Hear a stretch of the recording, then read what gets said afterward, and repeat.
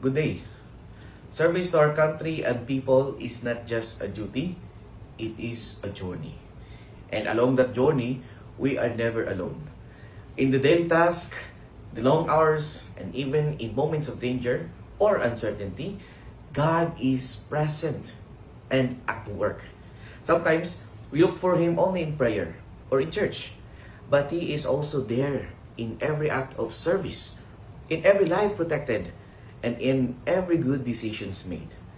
Sa bawat tapat na paglilingkod, naroon ang Diyos na kumikilos. Continue this journey so that we must remain open to encountering God in our work. When we serve with integrity, compassion, and courage, our service becomes more than a profession. It becomes a mission.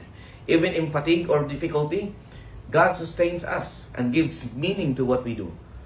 Ang paglilingkod na may Diyos ay hindi lamang tungkulin, kundi bukasyon. May we always be aware of His presence, allowing Him to guide our actions, strengthen our hearts, and transform our service into a living witness of His love for the nation and for every person we are called to serve. Amen.